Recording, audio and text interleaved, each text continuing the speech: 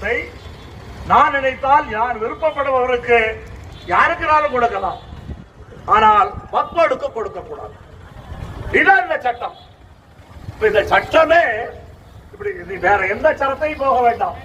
இந்த ஒரு சரத்தை எவ்வளவு வக்ர புத்தியோடு, எவ்வளவு கேவலமான குணத்தோடு, எவ்வளவு அரக்கத்தனமாக இந்த சரத்து கொண்டு வந்திருக்கப்பட்டிருக்கிறது என்று தெரியும்.